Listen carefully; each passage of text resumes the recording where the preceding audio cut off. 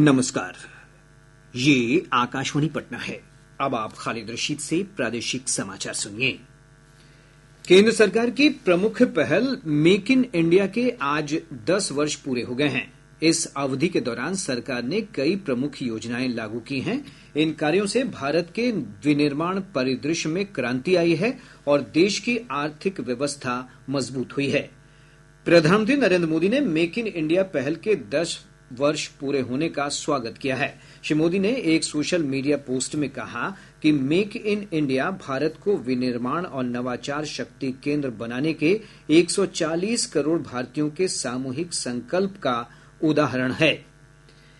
राज्य सरकार गुड़ उत्पादकों को बढ़ावा देगी और इसके लिए सब्सिडी तथा आर्थिक मदद भी दी जाएगी। गन्ना उद्योग मंत्री कृष्ण नंदन पासवान ने आज कहा कि इसके लिए चालू वित्त वर्ष के दौरान गुड़ उद्योग को बढ़ावा देने के लिए 1240 करोड़ रुपए की स्वीकृति दी गई है।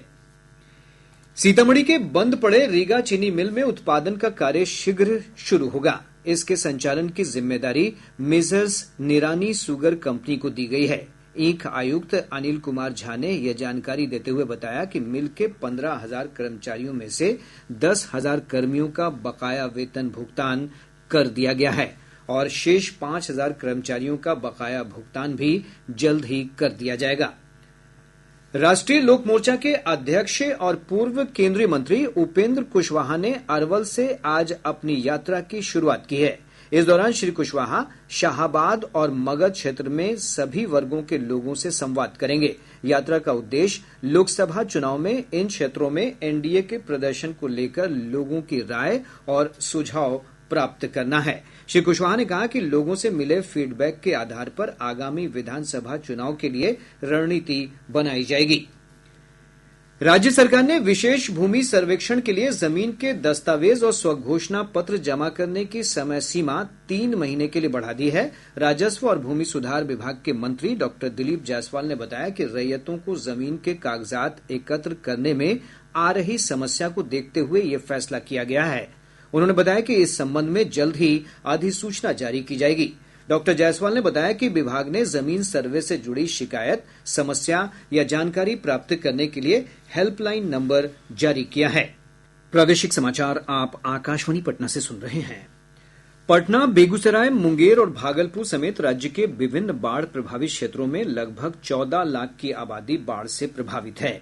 पटना जिले के दियारा क्षेत्रों में हालात अब भी बदतर बने हुए हैं। इन क्षेत्रों में कई पंचायतें बाढ़ से पूरी तरह घिरी हुई हैं। लोगों ने ऊंची जगहों पर शरण ले रखा है।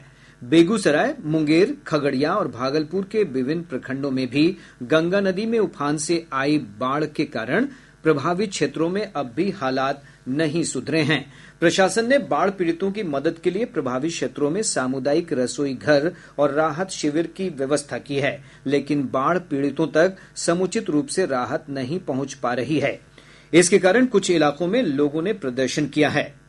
इधर मुंगेर के रतनपुर बरियारपुर के बीच रेल लाइन पर पानी का दबाव कम होने के बाद रेलवे ने कल से भागलपुर जमालपुर रेलखंड पर ट्रेनों का परिचालन शुरू कर दिया है। आज इस रेलखंड पर परिचालन पूरी तरह सामान्य हो गया है। प्रदेश के विभिन्न भागों में मानसून की सक्रियता बढ़ने से मध्यम से भारी वर्षा हुई है। मौसम विभाग से प्राप्त जानकारी के अनुसार पिछले 24 घंटों के दौरान मुंगेर के संग्रामपुर में 122.2 मिलीमीटर बारिश दर्ज की गई। वहीं अररिया के नरपतगंज में 75.4 मिलीमीटर बारिश रिकॉर्ड की गई। इधर राजधानी पटना समेत आसपास के क्षेत्रों में सुबह से ही हल्की बारिश हो रही है। विभाग ने अपने पूर्वानुमान में कहा है कि आज अररिया, किशनगंज, भागलपुर और कटिहार जिले में बहुत भारी बारिश की आशंका है। इसे लेकर ऑरेंज अलर्ट जारी किया गया है। अररिया की एक स्थानीय अदालत ने गांजा तस्करी के मामले में दोषी 2 लोगों को 10-10 वर्ष कारावास की सजा सुनाई है। साथ ही 1-1 लाख रुपए का अर्थदंड भी लगाया है। इसके साथ ही आकाशवाणी पटना से प्रसारित प्रादेशिक समाचार का ये अंक समाप्त हुआ।